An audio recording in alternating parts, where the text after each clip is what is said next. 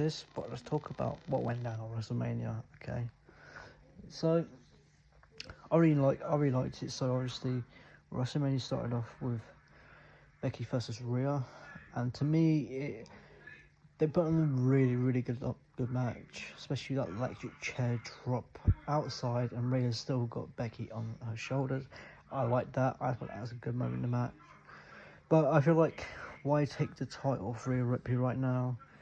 She is on a collision course. I mean, I think we should keep that title on Rhea until we get Bianca Belair versus Rhea Ripley for that title, or Rhea Ripley versus Jade Cargill for that title. Just right now, I just don't see the point taking the title off Rhea Ripley. Like, a few months ago, when this match was actually being talked about for WrestleMania, I thought, okay, maybe Becky's the one that takes it off Rhea. Then Becky went to NXT and she won the NXT Championship. So then it became obvious what they were doing. They'll kind of like having Becky kind of do something that, you know, that way she doesn't have to like jump in a feud with Rhea Ripley, because Rhea versus Becky is a main event. Well, it's a WrestleMania match. They're both main event, top tier talent, and I really liked it.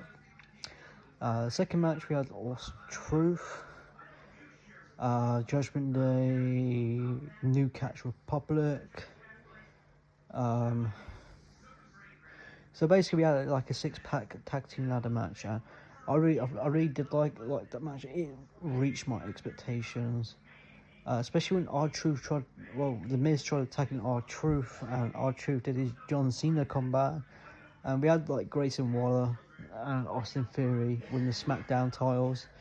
Then Austin Truth win the Raw tag team titles. I really liked that, because the way they had the titles laid out in the match, it was pretty much confirming the splitting the tag titles, and I think it's about time, to be honest. I mean, they've been unified for like a year and a half, and I think at this point, 2 years and a bit, I think.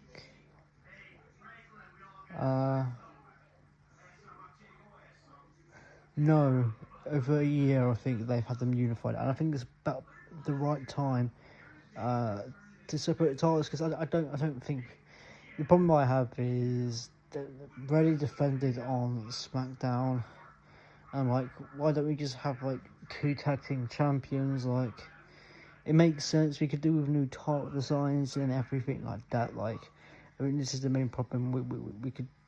We need tag team champions across Raw and SmackDown. This is the thing with the women tag team titles as well. Considering they're unified with the NXT tag titles, they barely get defended on NXT. Like, they don't get defended on NXT whatsoever. Like, they don't really get defended on Raw either now. Like, I feel like the women's division could do with tag team titles on each brand again, or they could do with a women's mid-card title, like a women's Intercontinental Championship. I would really like that, because I feel like if there's women that are not in the main event scene challenging for a world title, they should be going for this mid-card championship, the women's Intercontinental Championship. I think that would be amazing. It would simply be amazing, because it could be a way to push new women talent into like a new perspective almost, and I think it could definitely benefit.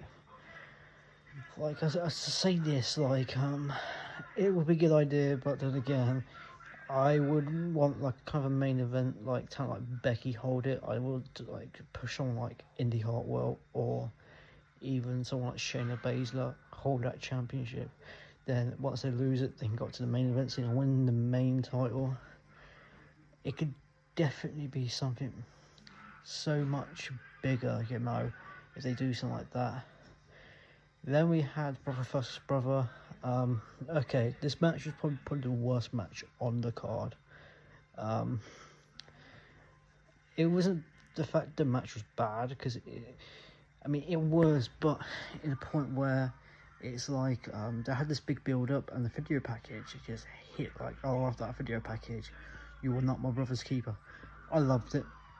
The match could have been so much better, but it became like a super kick party, and I'm like, oh, is this what it is? Then kind of Jimmy bows down and says, oh, forgive me, I'm sorry. Then he just super kicks Jay, hits the Uso splash, Jay kicks out, Jay hits him with like a spear, Uso splash 1, 2, 3, and that was it. It wasn't nothing special, but I think they could possibly be doing something a bit bigger. We have like another match, maybe like a street fight or something like that. I don't know, man. It's very hard like to predict what's next with Jay and Jimmy. I think at this point, yeah, what they did on Raw with him challenging for he's going to be challenging for the World Heavyweight Championship, I like that, but he's not going to win. And I would love to see Jay hold that, like, you know, I think Jay deserves a title at this point. He deserves to hold one of the main titles, like even the World Heavyweight Championship or the Intercontinental Championship. I think he deserves it. Okay, man. So I think it was like the Intercontinental Championship match next. I don't remember. Oh no, we had Rey Mysterio and Andrade versus Santos and Dominic. See, this is the problem with the match. Was like, if you're a UK fan, we don't watch American football here, so we have no clue who turned up. Like, it's a couple of American football players. Then Ray pins he pins Santos. But there's nothing to really say about the match. But Andrade definitely has some good spots in the match. Then I think night one we had the 6-woman tag team match. We had Jade Cargill, Bianca Belair, Naomi versus Damage Control. To me, the match didn't really pick up until Jade got in the match. I was kind of like scrolling through my phone for most of the match, but as soon as Jade came in, she completely dominated. Then she picked up the win for her team, with Bianca hitting kind of like a KOD. Naomi hits on top of move. Then I think Jade just hit like the Jaded. She used it in AEW. I think that's what she called the move. I think she called it Jaded. You have to let me know in the comment section. And we had Sami Zayn versus Gunther for the Intercontinental Championship. And the way Sami was coming out to the match, like, you had him with his wife and his son, and he said to his son, like, you don't want to see this. And you had him have a moment with his wife. Then he saw Chad Gable, and he's like, Sami, you got this. Then you had Kevin Owens, and that was a beautiful moment. Like, go and get him. To me, in my mind, I want Sami to win. I want Sami Zayn to win. Then I'm like, I think Gunther's retaining because he absolutely destroyed Sami Zayn 5 minutes into the match. Then when Sami starts like hulking up and everything, I'm like, hang on, let Sami cook. I think Sami's winning. As soon as he hit that brainbuster onto that turnbuckle, I'm like, Sami's got this. Then 2 Haluva kicks, 1, 2, 3, the reign's done. I'm like, yo, this is crazy. Then we had the main event, which it was really long, but supposedly come to a lot of reports that it was meant to go on a lot longer than it was. I'm kind of glad it didn't, because I don't think it needed to go on as long as it did, but I appreciate it. I really liked it. It just gave you some hype for the main event of night 2. So yeah, The Rock pinning Cody Rhodes was kind of, I think, a signal to all of us that Cody is winning night 2, because in my mind, there's no way Cody loses back-to-back nights. Like, there's no way, right? There's no way. There is no way Cody is losing. Like, this is the thing, right? this is the thing with the main event, right? Like, this is how you split up the bloodline and completely have it explode. You have to Rock a pin Roman Reigns. You have to Rock pin Cody Rhodes, right? Then you have Cody Rhodes pin Roman Reigns night 2. Then the Rock's like, hang on, how come I can pin Cody but you can't? You're no tribal chief. You're not my tribal chief. You're a waste of time. I really liked it. We had some good spots like Roman accidentally spearing the Rock. That was a really cool moment. That was a really good moment. I think it made perfect sense as well. It kind of puts flame into the fumes as well. So let's talk about night 2. So I believe night 2 opened with the World Heavyweight Championship match, which was a really good match. We had Drew win. Well, he went for a Claymore as soon as the bell rang. Like, bro wasn't messing about. He hit a Claymore straight away. And I like that because he was taking advantage of like got injured and battered to Seth Rollins. And it was kind of like a finisher fest. Like Seth and Drew were hitting the finisher, just come back and forth for a bit. Then Drew won by hitting a Claymore. Seth kicked out, then he hit another one straight away. Drew's World Heavyweight Champion. He gets right in Punk's face and says, I stole your WrestleMania moment. What are you going to do about it? Then CM Punk just completely snapped and he completely just beat the holy crap out of Drew McIntyre. We had the 6-man Philadelphia Street Fight match, and I thought that match was okay. Nothing crazy happened. Oh, Bubba Ray Dudley was a special guest referee. Yeah, Street Profits and Bobby won. I think the Final Testament then needed this win, okay? I love Karrion Kross. I love what he's doing with the Final Testament, but in all fairness, he has been like the kind of dominant guy in the whole feud, and I think it made sense for them, maybe the Pride to win this match, but it is what it is, I suppose, but it's one of them. Then I think we had AJ Styles versus LA Knight again. Good match, fantastic. LA Knight winning. It just had to be, you know. I mean, AJ got a new theme song. I'm not sure how I feel about it yet. It might grow on me. I don't know. LA Knight wins. Right, then we had Logan Paul versus Randy Orton versus Kevin Owens. And I thought this was a really good match. Definitely one of the matches of the night. We had ISO Speed in the Prime bottle and getting RKO'd through the table, and then obviously in the end we had Logan Paul retaining, which I said many times. I think like someone's going to get Kevin's going to like get an RKO, and Logan Paul is just going to throw him out the ring or something like that, and that's exactly what happened, and Logan stole the win. Then we had Bayley versus Io Sky. Again, I thought this was a pretty good match for what it was. The build wasn't that great, but the match definitely was. It did reach my expectations, and we had Bayley become the new women's champion. Then this is the match I've been waiting for all year. I knew after Mania last year we were going to get this rematch. Cody Rhodes versus Roman Reigns. So this match went on for about an hour, I think. So we had cool entrances from both, special Wrestlemania entrances.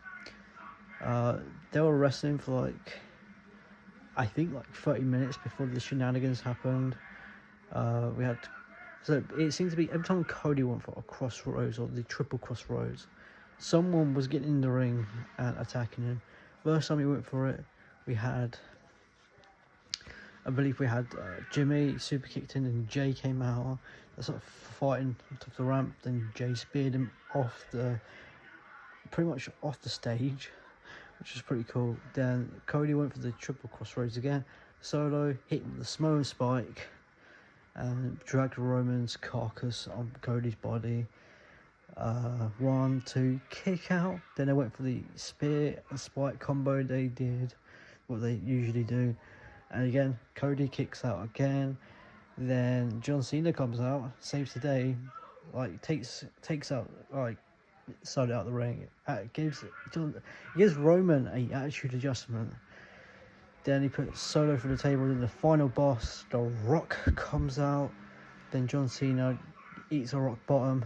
Then Undertaker comes out. And that was the most crazy thing, because we were all expecting Stone Cold, and Taker came out. Then he chokeslammed The Rock. Then, even before that point, we had the Shield music sort of playing, and everyone online was thinking Dean Ambrose is back. Dean Ambrose is back. I mean, if he just came back for like one night, just for that, like, that would have been top tier stuff. Then we had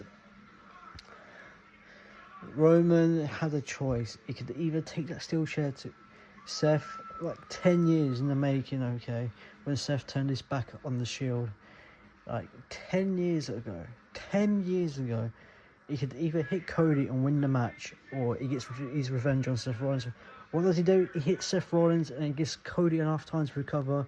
Roman goes for the spear. Cody gets his leg up to do the kick to stop him coming at him with the spear. Then Cody hits the triple crossroads. 1, 2, 3. Cody beats Roman Reigns at WrestleMania. We're out of time and place now in the WWE. Roman Reigns is not champion, okay? This is going to be a new age. It's going to be a new era, okay? It's just going to be a completely new time where Roman Reigns isn't champion. I will give my flowers to Roman Reigns. He's literally held at the title for 4 years. Whatever he's done as this Tribal Chief character, it has worked. And he's had one of the longest reigns in a long time. And I was here for it. So I might do like a TikTok video of times where I thought Roman Reigns was going to lose the title. It was probably the best main event of all time in WrestleMania history. Like, no one was expecting the shenanigans that happened. Prior to the show, we had talks of Jacob Fatu, Roman's cousin, signing with the company. But in my mind, I'm like, why would he be straight onto the main roster where he'd probably go through NXT? Because let's say if he turns up, not a lot of people are going to know who he is. People that just purely watch WWE, they're not going to know who he is. Like, and this is the problem. Like, no one's going to know who he is. But if you like watch wrestling, like a lot of these fans do, where you watch all these promotions and you hear all these news stuff, things, you know who he is. I know who he is, but I'm just concerned he might not be ready for like the main roster stuff yet. So Cody is the undisputed WWE Universal Champion. So I'm curious to see where the bloodline goes from here. I think possibly Roman gets kicked out of the bloodline. Maybe The Rock comes out and says Roman is the disgrace, you know, all that stuff, and he's no longer part of the bloodline. Then maybe you have like Roman turn face, and kind of, I don't know where they go from here. They're like, I don't know what Triple H got cooking, but he says Roman is going to start his new chapter. So I am here for it. Okay, I'm looking forward to see what Triple H has got cooking for Roman. I hope he turns babyface again, because I think as a heel for Roman Reigns, he's done what he can as a heel. It's time to turn back babyface. Like, if you want to boom as a babyface, that's completely fine. But if you want to boom as a babyface, that's fine. But I love Roman as a babyface, even when he was just the big dog. If you bring back the big dog, then that's top tier. That's top tier. It's top tier booking. I mean, in all fairness, yeah, he wasn't booked great as the big dog, but this was a time where kind of Vince McMahon chose Roman Reigns and said, yeah, you're going to be like the face of the company, you're going to be the top star. And he forced him down off roads. This is why no one liked Roman Reigns back then. So he became the Tribal Chief. Different story, but I'm looking forward to see who Cody feuds with. So we know we're going to get Cody versus The Rock at some point, probably at SummerSlam, because I think The Rock's got to film a movie. I'm looking forward to see what Cody does. I'm looking forward to see what Roman does as well, because this bloodline story is just going to blow up. Here's my wrestling hot take of today. I think Roman Reigns beating Cody Rhodes last year at WrestleMania was the right call, because we get this massive build up. We get The Rock involved into the story, the build up for next WrestleMania. I mean, last year Cody just came up from injury. He was still kind of like seen as the outsider, I think. But now with that year from his loss to Roman Reigns at WrestleMania, he solidified himself as the top babyface in the company and the next face of the company, or the face of the company. I'm glad they built everything up for it to be perfect for Cody to finish the story. And I think I'm just looking forward to see where the WWE go from here, because I'm looking forward to see what Roman does. I'm interested to see what Cody does. I'm definitely interested to see what the bloodline is cooking now. Like, I am very intrigued.